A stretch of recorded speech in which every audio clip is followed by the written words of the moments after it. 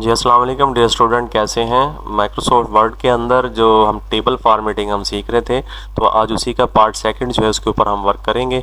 तो चलते हैं अपने काम की तरफ। तो आ जाए इंसर्ट मेन्यू के अंदर, यहाँ से हम एक टेबल जो है ना वो सिलेक्ट कर लेते हैं। तो यहाँ 5x5 का टेबल मैंने ऐड कर लिया आपके सामने। तो डिज़ाइन मेन्यू के अंदर हम वर्क पहले कर चुके हैं, आज हम वर्क करेंगे इसके लेआउट ऑप्शन के अंदर।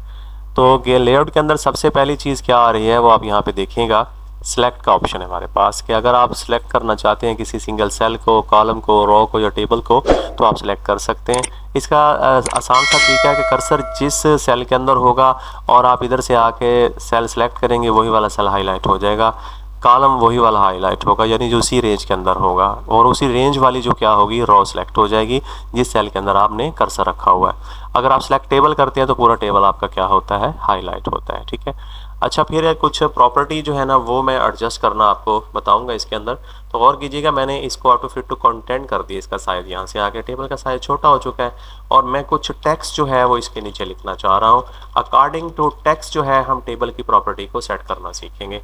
तो कर्सर को रखा जी टेबल के अंदर और चले गए हम उसके लेआउट मेन्यू के अंदर। इधर से आप आ जाएं प्रॉपर्टी पे। प्रॉपर्टी के अंदर आके स्टूडेंट सबसे पहले हम ऑप्शन कौन सा सेलेक्ट करेंगे, यहाँ से टेबल वाला। तो टेबल में ना उसकी अलाइनमेंट सेट करेंगे कि हमारा जो टेबल है टेक्स्ट के ऊपर किस जगह पे होना चाहिए। वो होना चाहिए ये लेफ्ट पे, वो सेंटर में होना चाहिए, या राइट साइड पे होना चाहिए। ठीक है।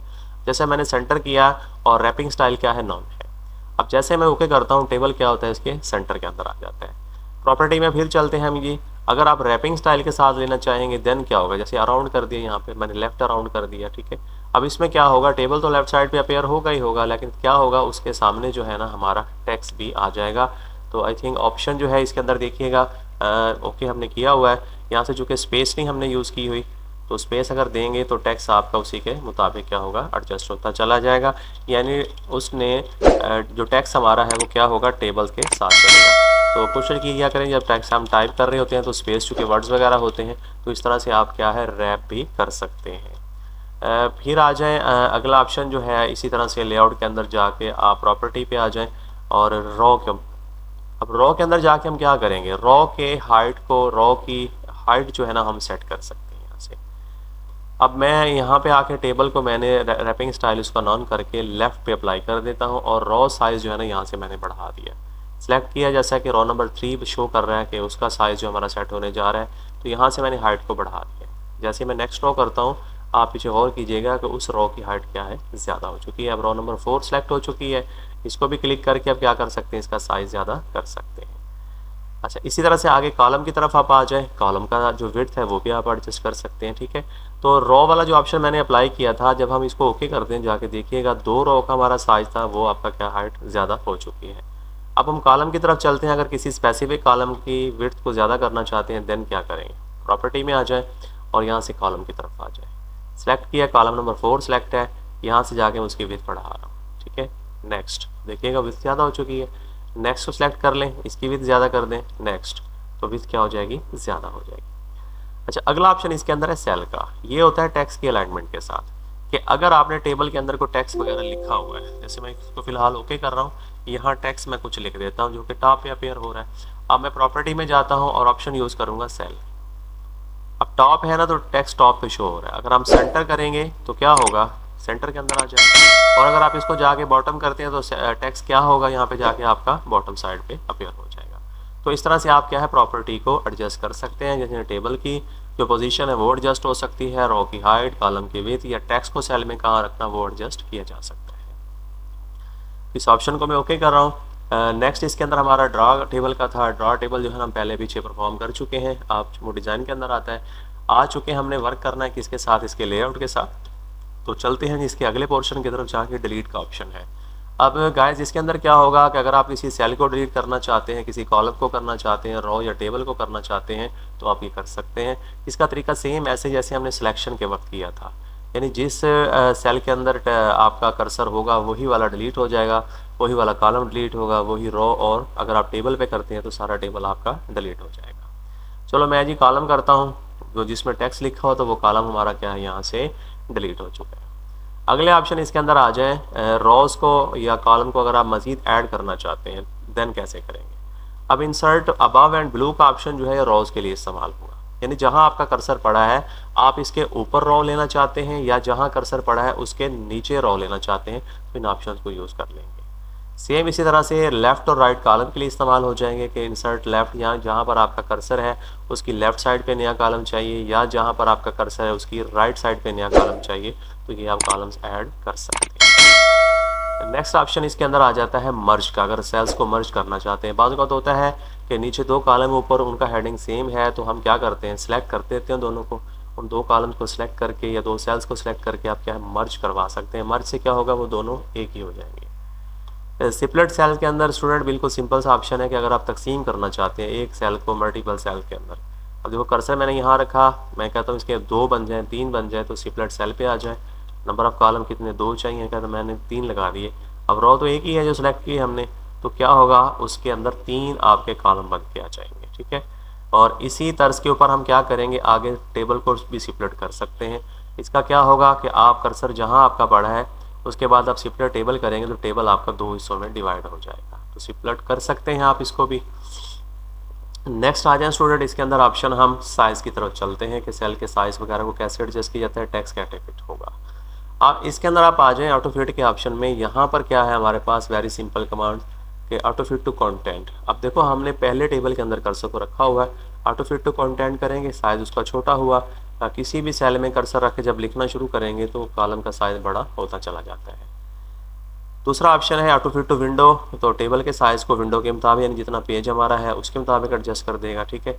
इस ऑप्शन में भी जब हम टेक्स्ट लिखते हैं तो कॉलम का साइज़ क्या होता है, बड़ा होता है। अगर आप ये चाहते हैं कि कॉलम का साइज़ बड़ा ना हो, देन आप क्या कर देंगे, फिक्स्ड कॉलम विथ का ऑप्शन यूज़ कर दें। तो इससे क्या होगा, कॉलम की विथ आगे नहीं बढ़ेगी, हाइट वाइज जो है ना रो बढ़ती चली जाएगी, ठीक है। किसी भी कॉलम के अंदर आप लिखेंगे तो उसकी विथ के अंदर क्या है, इजाफा नहीं होगा। अच्छा, पीछे मैंने आपको बताया था प्रॉपर्टी सेक्शन के अंदर कि आप रो की हाइट या उस कॉलम की विथ को एडजस्ट कर सकते हैं, तो वो पॉइंट यहाँ से भी लगाए जा सकते हैं। जैसे हाइट है मैं यहाँ से ज़्यादा कर सकता हूँ, वो ज़्यादा हो रही है आपकी, ठीक है। विथ की तरफ आते हैं तो विथ भी उसकी क्या है, आप कम ज़्यादा कर सकते हैं। यहाँ से आप देंगे तो कॉलम की विथ क्या हो जाएगी, ज़्यादा हो जाएगी। साथ 2 ऑप्शन पड़े हैं, डिस्ट्रीब्यूट रोज़ का और डिस्ट्रीब्यूट कॉलम्स का। इन 2 फंक्शन से क्या होता है कि अगर आपके टेबल के अंदर रो की जो हाइट है कम ज़्यादा है, कोई रो किसी हाइट की है कोई किसी हाइट की है, आप एक जैसा करना चाहते हैं या कॉलम की विथ को एक जैसा करना चाहते हैं तो इन ऑप्शन को यूज़ करेंगे। अब आ जाए डिस्ट्रीब्यूट, मैंने रो की, आप देखेंगे तमाम रो की हाइट सेम हो जाएगी। अगर मैं डिस्ट्रीब्यूट कॉलम्स करता हूँ तो सब की कॉलम्स की जो विथ है वो भी क्या हो जाएगी, एक जैसी हो जाएगी। इसके बाद आ जाए गाइस आगे अलाइनमेंट है, जो पीछे भी हम सेल अलाइनमेंट कर चुके हैं इस प्रॉपर्टी ऑप्शन के अंदर जाके। तो यहाँ पे देखिएगा कि सेल को टॉप पे रखना है या सेंटर में करना है या बॉटम करना है, ठीक है। अगर टॉप के ऊपर है तो टॉप पे ये लेफ्ट पे रहे, सेंटर आ जाए या राइट साइड पे आ जाए। तो मुमकिन आपके पास पॉसिबल ऑप्शन बहुत सारे पड़े हैं जिसके अंदर जाके आप क्या कर सकते हैं, टेक्स्ट को सेल के अंदर सेलेक्ट कर सकते हैं। सेल के अंदर रहते हुए आप क्या है सिलेक्शन, इसकी जो डायरेक्शन होती है टेक्स्ट की, ये भी आप क्या है चेंज कर सकते हैं। अब मैंने क्लिक किया, अब इसके अंदर के देखो टेक्स्ट ऊपर से नीचे की तरफ हो चुका है, फिर क्लिक किया क्या नीचे से ऊपर की तरफ जा रहा है, फिर क्या लेफ्ट टू राइट टाइप हो रहा है, तो आप इसकी डायरेक्शन को भी सेट कर सकते हैं। सेल मार्जिन के अंदर क्या करते हैं, तो गाइस आप देखें यहाँ पर कि टेक्स्ट जो है ना वो और टेबल की जो लाइन है दरमियान में फासला है, अगर आप इस फासले को भी ख़त्म करना चाहते हैं या ज़्यादा करना चाहते हैं, कम करना चाहते हैं, फिर आप सेल मार्जिन यूज़ करेंगे। सेल मार्जिन के अंदर आ जाए, देखो टॉप और बॉटम पे नहीं लगा हुआ, लेफ्ट और राइट के ऊपर लगा हुआ है, तो इसको भी मैं क्या कर रहा हूँ, 0 कर रहा हूँ सबको, ठीक है। ये भी 0 कर दिया और नीचे वाला ऑप्शन भी मैंने 0 कर दिया। अब जब मैं ओके करूँगा तो आप देखिएगा कि वो जो फासला था लाइन और टेक्स्ट के दरमियान क्या है वो ख़त्म हो जाएगा।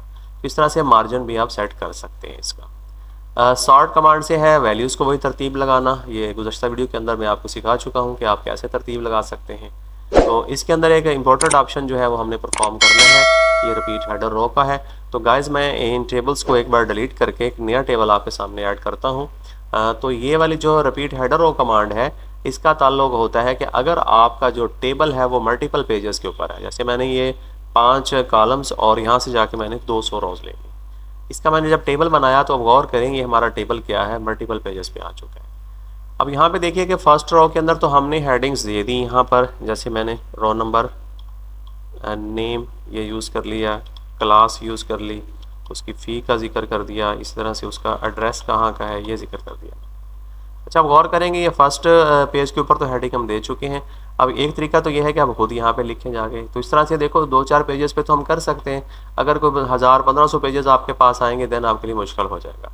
तो फिर उसका आसान हल ये है कि हेडर रो के अंदर कर्सर रखें और आप लेआउट के अंदर जाके सिर्फ इस कमांड को अप्लाई कर दें, रिपीट हेडर रो का। अब जैसे इस पर क्लिक करेंगे ये हेडिंग रो आपकी क्या हो जाएगी, तमाम पेजेस के ऊपर हेडिंग ऑटोमेटिकली लेके चले जाएगी। यानी जितने भी पेजेस होंगे आपका हेडिंग जो है वो सब के ऊपर क्या है, रिपीट हो चुका होगा।